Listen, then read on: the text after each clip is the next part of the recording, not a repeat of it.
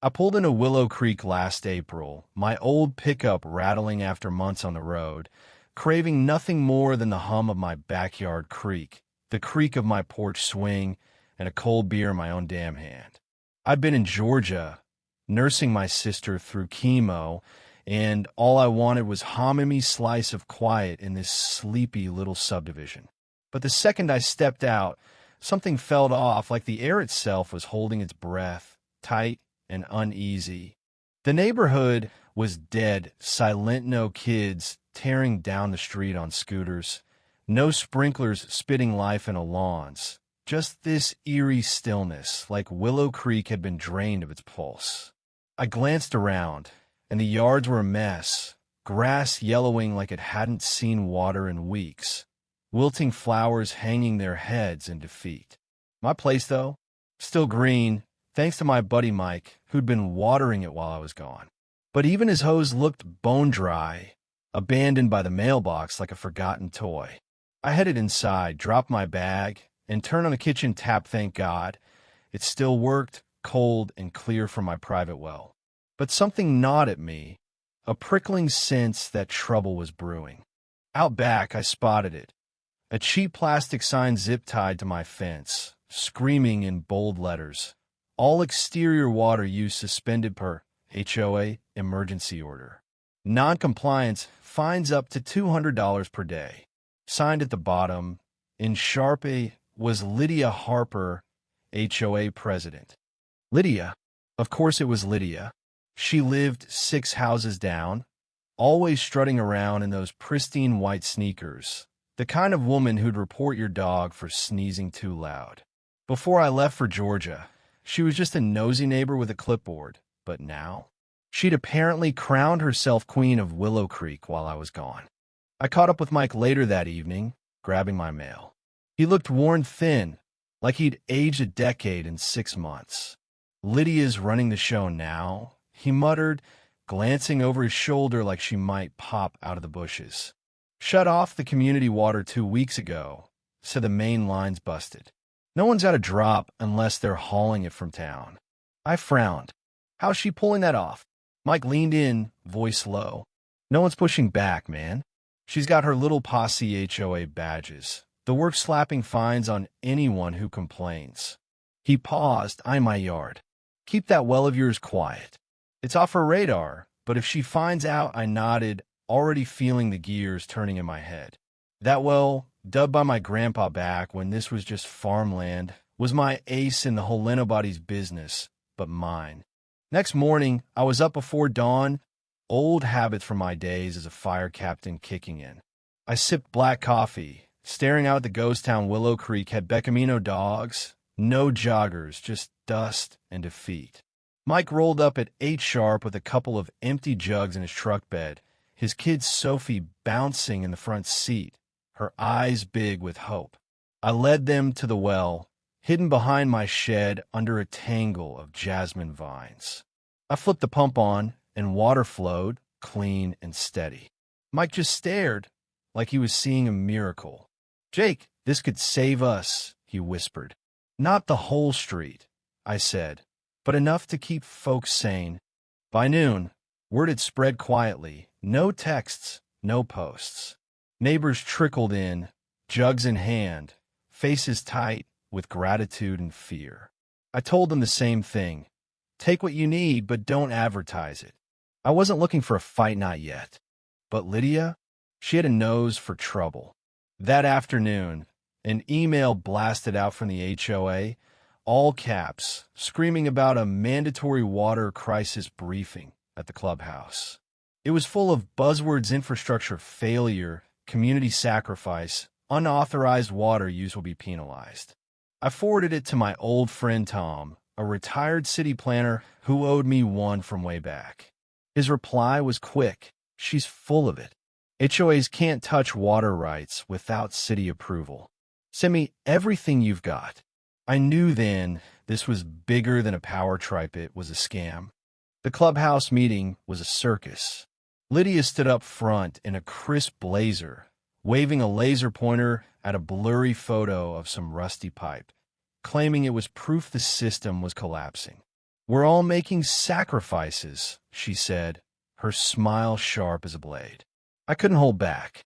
I stood up, voice steady. Lydia, your covenant code doesn't trump my well. Its grandfathered predates this whole HOA by 50 years. Her eyes narrowed, but I kept going. And where's the city permit for this shutoff? Because I checked there isn't one. The room buzzed, neighbors shifting in their seats, whispers sparking like kindling. Lydia tried to shut me down, but I'd lit a match, and she knew it. That night, Mike texted me a photo that made my blood boil. Lydia's front yard, lush and green, her fancy fountain bubbling away while the rest of us were bone dry. She wasn't sacrificing a damn thing, she was stealing. I sent it to Tom, who called me right away. Jake, she's rerouting community water to her place. That's not just unethical, it's illegal. I'm getting an inspector out there. I leaned back, staring at the ceiling. This wasn't just about water anymore. It was about control, and Lydia was about to learn I don't bow to bullies. Things escalated fast. Notices started piling up on my fence sees water distribution. HOA violation, fines pending. I bagged everyone, labeled them, built a file thicker than a phone book. I set up cameras around my property, catching Lydia's enforcement team sniffing around my pipes like rats. One night, I caught two of them trying to cut my line with bolt cutters. I stepped out, phone recording, voice calm but cold. You're trespassing, boys, and that's a registered utility you're messing with. Want to explain that to the sheriff. They scattered like roaches, muttering about orders from Lydia. I sent the footage to Tom, who was already building a case with the city. By the time the city inspector, a no-nonsense guy named Carl, showed up, half the neighborhood was watching from their porches. I walked him through my setup well, pump, filters, all legal and clean as a whistle. Then I showed him the photos of Lydia's fountain, the timestamps proving she was siphoning water while we went thirsty. Carl's jaw tightened. This isn't a shutoff, he said. It's theft. He filed a report on the spot, citing utility fraud and endangerment of public welfare. I could feel the tide turning, but I knew Lydia wouldn't go down easy. The city hearing was set for a Friday, and Willow Creek was buzzing like a beehive. Neighbors started talking again, sharing stories of Lydia's petty fines, curtains too bright, mailboxes too old, flower beds too wild. I brought a binder stuffed with evidence, notices, videos, neighbor letters spilling their frustrations. The hearing room was packed, tense, like we were all waiting for a storm to break. Lydia sat up front, cool as ice in her white blazer, spinning lies about emergency measures and community safety. But when Carl presented the photos of her fountain, the room went dead quiet. I took the stand, looked her in the eye, and laid it out. Lydia turned this neighborhood into a prison, weaponizing water to control us. My well's legal, my water's clean, and I'm not letting her bully us into submission. The crowd stirred, a ripple of courage spreading. When the commissioner slammed the gavel, it felt like a gunshot. The Willow Creek HOA is suspended, effective immediately. Lydia Harper is removed as president. All recent fines are void. Lydia walked out without a word, her face pale, her empire crumbling. Outside, neighbors hugged, laughed, even cried. Mike grabbed my shoulder. You did it, Jake. I shook my head.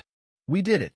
Lydia sold her house a month later, slinking off to some gated community where she could probably boss around retirees to her heart's content.